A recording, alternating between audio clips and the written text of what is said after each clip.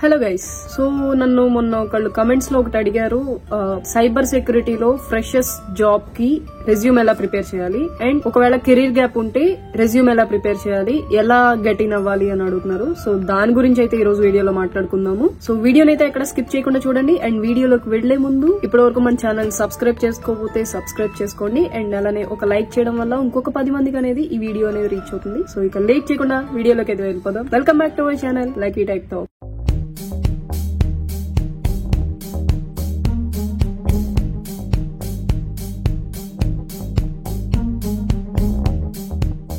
So ఇప్పుడు first ఒక fresher సాక్ analyst job కి రెజ్యూమ్ ఎలా ప్రిపేర్ చేయాలో చూద్దాం. మీ రెజ్యూమ్ లో ఫస్ట్ గుర్తుపెట్టుకోండి, ఫస్ట్ మీ కాంటాక్ట్ ఇన్ఫర్మేషన్ ఉండాలి. Contact information in the sense me phone number, me full name and me email address. మీకు లింక్డ్ ఇన్ ప్రొఫైల్ URL ఉంటే ఆ URL ని కూడా అక్కడ మెన్షన్ చేయండి, బట్ అది ఆప్షనల్. మ్యాండేటరీ ఏంటంటే email, mobile number and me full name. ఇప్పుడు రెజ్యూమ్ స్ట్రక్చర్ అనేది ఎలా ఉండాలి అనేది చూద్దాం. రెజ్యూమ్ లో మీ కాంటాక్ట్ ఇన్ఫర్మేషన్ ఇచ్చాక నేను మీకు ఫస్ట్ బేసిక్ మొత్తం ఎక్స్ప్లెయిన్ చేస్తున్నాను. స్ట్రక్చర్ ఎలా ఉండాలి, రాయాలి రెజ్యూమ్ లో అనేది. తర్వాత మీకు ఒక ఫార్మేట్ చూపిస్తా, సో కంగారు పడకండి. ఓకే, సో బ్రీఫ్ గా మీ స్కిల్స్ ని ఎక్స్ప్లెయిన్ చేయండి.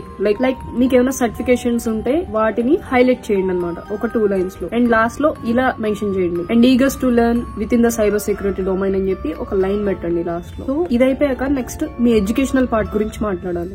మీ హైయెస్ట్ ఎడ్యుకేషన్ లెవెల్ ఏమైంది, లైక్ బీటెక్ పాస్ అయితే బీటెక్, లేకపోతే bachelors in computer science, and లేకపోతే మీరు ఎవరైనా MS గానీ MSc గానీ చేస్తుంటే pursuing MSc in cyber security, like that. అలా మీ ఎడ్యుకేషన్ ని మెన్షన్ చేయండి ఇక్కడ. నెక్స్ట్ మీ స్కిల్స్ ని క్లియర్ గా మెన్షన్ చేయండి. సాక్ రిలేటెడ్ వి మీకేం టెక్నికల్ స్కిల్స్ ఉన్నాయో క్లియర్ గా మెన్షన్ చేయండి ఇక్కడ. మీకు సెక్యూరిటీ టూల్స్ ఏమైనా తెలిస్తే వాటి గురించి కూడా మెన్షన్ చేయండి. Like have a basic knowledge on SIM tools, like మీరు ఏదనుకుంటే అది, like QRadar, Splunk and IDS, IPS, FWAP, ఇది మెన్షన్ చేయండి. అండ్ మీకేం ఆపరేటింగ్ సిస్టమ్స్ తెలుసో అది కూడా మెన్షన్ చేయండి. లైక్ విండోస్, లైనక్స్, ఉబంటు, పారటోయస్, మీకు ఏమి తెలుసో వాటిని కూడా ఇక్కడ మెన్షన్ చేసుకుంటే మీది. ఇప్పుడు మనం సాఫ్ట్వేర్ లో జాబ్ చేస్తున్నాం అంటే మనల్ని మనం అమ్ముకోవడమే. లైక్ వేరే విధంగా అర్థం చేసుకోకండి. మన స్కిల్స్ ని మనం ఎంత పోర్ట్రే చేసుకుంటే అంత బాగా ఉంటుంది అండ్ త్వరగా రెజ్యూమ్ షార్ట్ లిస్ట్ అవుతుంది. అండ్ మీరు డబ్బులు అడిగేటప్పుడు కూడా అంత డిమాండ్ చేయొచ్చు అనమాట. అది నా ఉద్దేశం. సాఫ్ట్ స్కిల్స్ ని మెన్షన్ చేయండి, like communication skills, analytical skills, problem solving skills, ఇలాంటివి. అండ్ నెక్స్ట్ వచ్చేసరికి ఇది ఆప్షనల్, బట్ పెడితే మంచిది. మీరేమైనా ప్రాజెక్ట్స్ చేసి ఉంటే దాన్ని మెన్షన్ చేయండి. లైక్ ఈవెన్ మీరు ఇంట్లో మీ ఓన్ ల్యాబ్ సెటప్ చేసుకున్నా సరే నేను ఇలా చేసుకున్నా అని చెప్పి మెన్షన్ చేయండి. సో దట్ దాని వల్ల మీ రెజ్యూమ్ చూసినప్పుడు వాళ్ళు ఏమనుకుంటారంటే, ఓకే వీళ్ళు ఇంట్లో కూడా వాళ్ళ నాలెడ్జ్ ని ఇంప్రూవ్ చేసుకుంటున్నారు, వాళ్ళ నాలెడ్జ్ గెయిన్ చేసుకుంటున్నారు. ఇంకా మీ రెజ్యూమ్ ని షార్ట్ లిస్ట్ చేయడానికి ఇవన్నీ కీ స్ట్రాటజీస్ అనమాట. స్ట్రాటజీస్ అని కాదు, మీరు చేసే పని మీరు రెజ్యూమ్ లో అప్డేట్ చేస్తే కదా వాళ్ళకి తెలిసేది మీ గురించి. అండ్ గుర్తుపెట్టుకోండి, కంటెంట్ లో మాత్రం ఇవి మెయిన్ ఉండాలి. మీకేం స్కిల్స్ ఉన్నాయి, మీకేం నాలెడ్జ్ ఉంది, అదంతా ఆ పేపర్ లో మెన్షన్ చేయాలన్నమాట. ఆ రెజ్యూమ్ అనే ఒక్క పేపర్ మీ మొత్తం మీ క్యారెక్టర్ ని, మీ పొజిషన్ ని డిసైడ్ చేసేది అది. లైక్ సాక్ అనలిస్ట్ కి మీ రిలవెంట్ స్కిల్స్ ఏమున్నాయి, అండ్ మీ ఎడ్యుకేషన్ ద్వారా గెయిన్ అయిన నాలెడ్జ్ ఏమైనా ఉందా, మీ సర్టిఫికేషన్స్ ఏమున్నాయి, మీ పర్సనల్ ప్రాజెక్ట్స్ ఏమైనా చేశారా, ఇలాంటివన్నీ మెన్షన్ చేయడం మర్చిపోకండి. అండ్ ఇప్పుడు ఏం పెట్టాలో చూసాం, ఇప్పుడు ఏం పెట్టకూడదో చూద్దాం. సో ఇవి మాత్రం రెజ్యూమ్ లో ఖచ్చితంగా లేకుండా చూసుకోండి. రెజ్యూమ్ ఎప్పుడు చాలా మంది దగ్గర చూసాను 2-3 పేజీలు రాస్తూ ఉంటారు, అలా ఎవరు చదవరు. ఎంట్రీ లెవెల్ పొజిషన్స్ కి అస్సలు 1 పేజ్ దాటకుండా చూసుకోండి. సో మీ డేటా అంతా ఒక్క పేపర్ లోనే ఉండాలి. టైపోస్ గానీ, గ్రామటికల్ ఎర్రర్స్ గానీ ఏం లేకుండా చూసుకోండి. అండ్ మేక్ షూర్ ఆ రెజ్యూమ్ అనేది అవతల వాళ్ళకి అర్థమయ్యే ఫార్మేట్ లో ఉండాలి. మీరు ఏదో పెద్ద టెక్నికల్ వర్డ్స్ గానీ, పెద్ద వర్డ్స్ గానీ వాడేయద్దు. ఈజీ ఫార్మేట్ లో ఉండాలి. సో ఇప్పుడు కెరీర్ గ్యాప్ ఉండి జాబ్స్ కి ఎలా అప్లై చేయాలో చూద్దాం.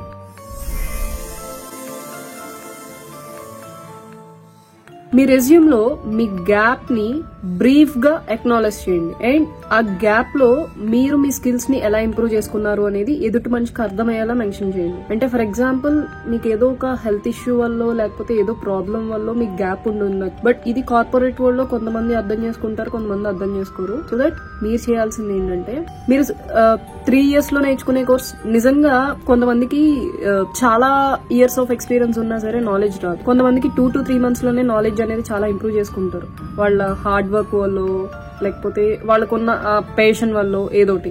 సో మీరేమని మెన్షన్ చేయాలంటే ఆ రెజ్యూమ్ లో, నేను ఈ టైం ని వేస్ట్ చేయకుండా నాకు స్కిల్స్ ని నేను ఇంప్రూవ్ చేసుకున్నాను, ఈ రీజన్ వల్ల నాకు కెరీర్ గ్యాప్ వచ్చింది, సో నేను ఆ టైం కూడా వేస్ట్ చేసుకోకుండా నా స్కిల్స్ ని ఇంప్రూవ్ చేసుకోవడానికి ట్రై చేశాను అన్నట్టు మీరు రెజ్యూమ్ లో చూపించాలి. లైక్ ఆ గ్యాప్ లో మీ రిలవెంట్ స్కిల్స్ ఏం ఇంప్రూవ్ చేసుకున్నారు అది ఎక్స్ప్లెయిన్ చేయండి. లేకపోతే ఫర్దర్ ఎడ్యుకేషన్ చేశాని, లేకపోతే ఫ్రీలాన్సింగ్ చేశాని, వాలంటీరింగ్ చేశాని, ఇలాంటివి మెన్షన్ చేయండి. సో దట్ మీరు ఖాళీగా ఉన్నట్టు కాదు దాని అర్థం. మీరు ఈ రిలవెంట్ జాబ్ ఫీల్డ్ కి మీరు ఇంకా ఏదో నేర్చుకున్నారు, లేకపోతే ఫ్రీలాన్సింగ్ ఏదో చేశారు అని మీ మీద ఒక ఇంప్రెషన్ ఉంటుంది అనమాట. కొంతమందికి ప్రీవియస్ గా వేరే డొమైన్ లో ఎక్స్పీరియన్స్ ఉండొచ్చు, సో వాళ్ళు ఈ సాక్ కి చేంజ్ అవుదాం అనుకుని ఉండొచ్చు.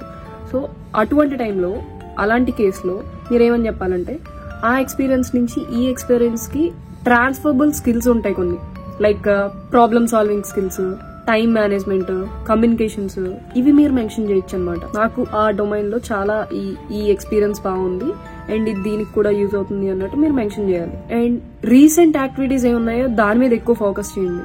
సో మీ ఇంట్రెస్ట్ అనేది ఇంకా పెరుగుతుంది అనమాట సైబర్ సెక్యూరిటీలో. అండ్ మీరు ఇలా ఈ యాక్టివిటీస్ కూడా అటెండ్ అయ్యా అని చెప్పి మీరు మెన్షన్ చేయొచ్చు. లైక్ వర్క్ షాప్స్ కి అటెండ్ అవడం, ఆన్లైన్ కోర్సెస్ కి అటెండ్ అవడం, ఇలాంటివి అనమాట. And main and most powerful thing ఏంటంటే, లింక్డ్ ఇన్ ప్రొఫైల్ లో నెట్వర్క్ ని పెంచుకోండి. నెట్వర్క్ అంటే ప్రతి మనుషులతో ఇండివిజువల్ గా మాట్లాడాలి. నేను అందరికీ ఇదే చెప్తా ఫస్ట్.